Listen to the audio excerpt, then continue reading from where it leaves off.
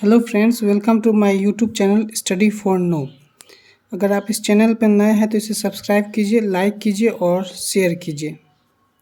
Friends, आज हम लोग जानेंगे एक इम्पॉर्टेंट टॉपिक के बारे में जिसे फॉरेन डायरेक्ट इन्वेस्टमेंट कहते हैं, जिसका शॉर्ट फॉर्म एफडीआई होता है। फ्रेंड्स, ये एक अच्छा टॉपिक है, इसे मैंने शॉर्ट में बनाने की कोशिश की है और सिंपल लैंग्वेज में बनाने की कोशिश की है। आइए जानते हैं foreign direct investment. FDI is an investment made in a country by foreign investor, often a company, to control the ownership and entity. FDI क्या है कि एक इन्वेस्टमेंट है किसी और कंट्री में फॉरेन इन्वेस्टर के थ्रू। मेनली कंट्री उस जिस कंट्री में वो इन्वेस्ट कर रहा है उस कंट्री के कंपनी में कंट्रोल करने के लिए, एक ओनरशिप के लिए उसमें इन्वेस्टमेंट की जाती है, तो उसी को एफडीआई कहते हैं, फॉरेन डायरेक्ट इन्वेस्टमेंट। जब कोई एक कंट्री कोई एक फॉरेन कंपनी किसी कंट्री की कंपनी में इन्वेस्ट करती है कि उसके ओनरशिप को कंट्रोल कर सके, उसके ओनरशिप को पाने के लिए, तो उसे हम लोग कहते हैं foreign direct investment. Net FDI has increased from 3.7 billion in 2004 to 36.6 billion dollar by 2021 to 22 in India. 2004 से 2005 में से 3.7 बिलियन डॉलर के एफडीआई से 36.6 बिलियन डॉलर एफडीआई इंक्रीज हुआ है 21 to 22 के फिनेंशियल ईयर में।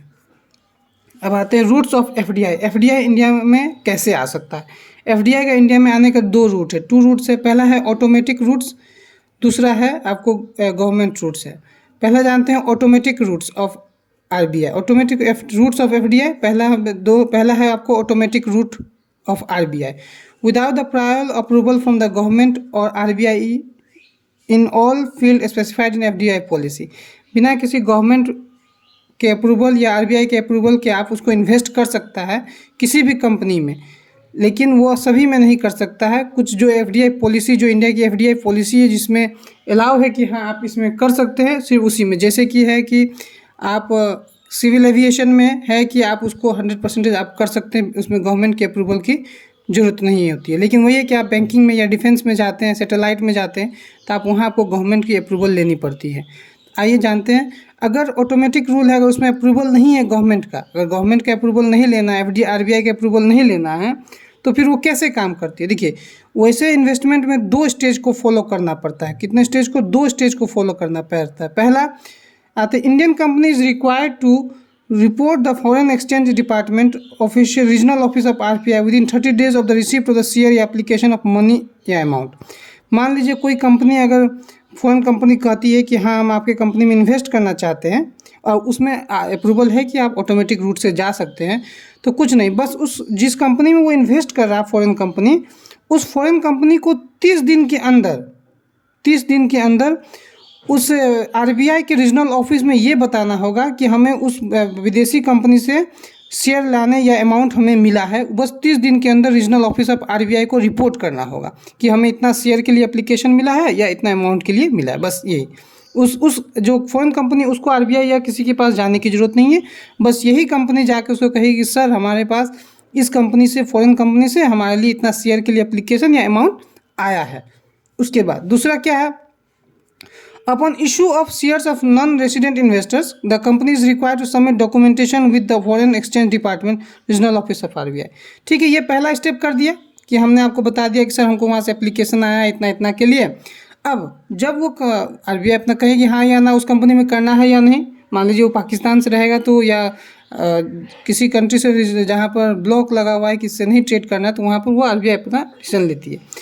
और जब वो शेयर इशू कर देती है कि हाँ आप शेयर इशू कर दी, तब उस रेसिडेंशियल इन्वेस्टर, यानी वही हुआ फॉरेन एंटिटी का, उस company is required to submit documentation. जो कंपनी इंडियन कंपनी है वो अब डॉक्यूमेंट सबमिट करेगी एक्सचेंज डिपार्टमेंट ऑफ आरबीआई को कि हाँ सर हमने इतना इतना अमाउंट का उसको शेयर इशू किया है। बस ये दो स्टेज फॉलो करना पड़ता है। एक पहले कि उसको 30 दिन से पहले रिपोर्ट करना पड़ता है आरबीआई के रीजनल ऑफिस में कि हाँ सर हमारे बाहर से इतना इतना के लिए अमाउंट के लिए शेयर या एप्लीकेशन आया है, अमाउंट आया है। दूसरा, जब आप शेयर इशू कर देते हैं या अमाउंट ले लेते हैं, तो आपको आरबीआई के रीजनल ऑफिस में भी रिपोर्ट करना पड़ता है। फ्रेंड्स, ये दो ऑटोमेटिक रूट का था। दूसरा जानते हैं हम लोग गवर्नमेंट रूट। हमने पहला बताया कि आपको एक होता है ऑटोमेटिक रूट, दूसरा होता है गवर्नमेंट रूट। ऑटोमेटिक रूट में है, गवर्नमेंट रूट में है कि requires prior government permission proposal for foreign investment through the government route are reviewed by the relevant administrative ministry या डिपार्टमेंट। इस डिपार्टमेंट में इस विभाग में अगर आप इन्वेस्ट करना चाहते हैं तो आपको गवर्नमेंट का अप्रूवल लेना पड़ेगा। गवर्नमेंट का अप्रूवल किस किस विभाग में लेना होगा? पहला कि आपको डिफेंस में, दूसरा अगर आप लेते हैं कि अगर आप सैटेलाइट वगैरह में यूज़ करना चाहते हैं तो प्रिंट मीडिया में अगर आप करना चाहते हैं तो आपको गवर्नमेंट अप्रूवल लेना पड़ेगा। सैटेलाइट हुआ, और multi brand training retail company में भी अगर आप इन्वेस्ट करना चाहते हैं तो उन सभी में आपको गवर्नमेंट का लेना होगा। पब्लिक बैंकिंग सेक्टर में भी आपको गवर्नमेंट का अप्रूवल लेना पड़ेगा। वहाँ पर आपको गवर्नमेंट के रूट के थ्रू आनी पड़ेगी कि हाँ गवर्नमेंट से कहना होगा कि सर हमें ये इन्वेस्ट करना चाहते हैं, ये तब वो आपको वहाँ इन्वेस्ट करने देगी। ये हो गया आपका गवर्नमेंट अप्रूवल। गवर्नमेंट रूट का मतलब हुआ कि आप गवर्नमेंट ऑफ इंडिया से अप्रूवल लेंगे कि हाँ हमको ये इस विभाग में इन्वेस्टमेंट करना है। सब में लेने की जरूरत नहीं है। जैसे कि सिविल एविएशन हुआ, इसमें आप कर सकते हैं, अपना ऑटोमेटिक रूट से आ सकते हैं।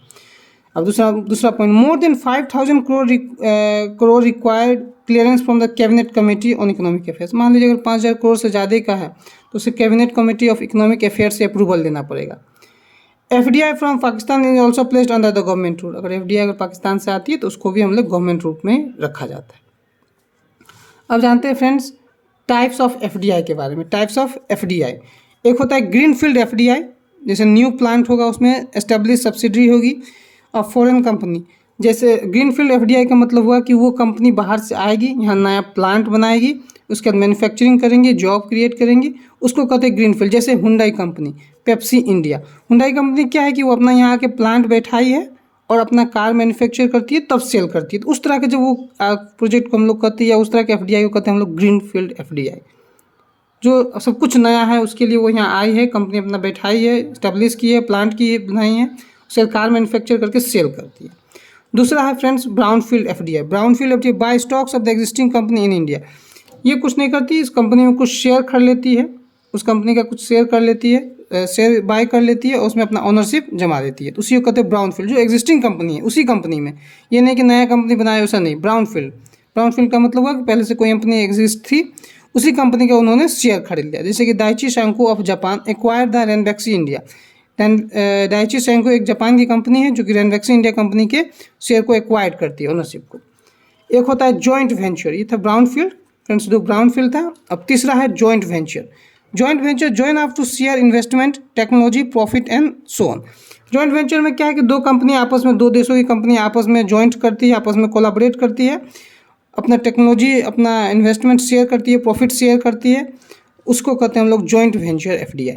जैसे कि एग्जांपल में हीरो होंडा क्या है कि वो अपना एक हीरो इंडियन कंपनी है, होंडा एक जापानीज कंपनी, दोनों आपस में मिलकर, दोनों आपस में यहाँ आए हैं, दोनों अपना प्लांट बैठाए हैं मिलकर, और दोनों मिलकर एक बाइक कार बनाते हैं। जैसे कि हीरो होंडा की बाइक बनती है ना, तो दोनों कंपनियाँ मिलकर बनाते हैं। वो भी अपना टेक्नोलॉजी शेयर कर, ये भी अपना टेक्नोलॉजी शेयर करते हैं, अपना मेन पावर शेयर करती है, ये भी अपना प्रॉफिट लॉस शेयर करती है, ये भी प्रॉफिट लॉस शेयर करते हैं। तो इस तरह के वेंचर को हम लोग कहते हैं जॉइंट वेंचर FDI। इस तरह के कोलैबोरेशन को जॉइंट वेंचर FDI कहा जाता है। थैंक यू फ्रेंड्स, और इसी तरह के वीडियो के लिए आप मेरे चैनल को लाइक कीजिए, शेयर कीजिए और सब्सक्राइब करना ना भूलें। Thank you friends.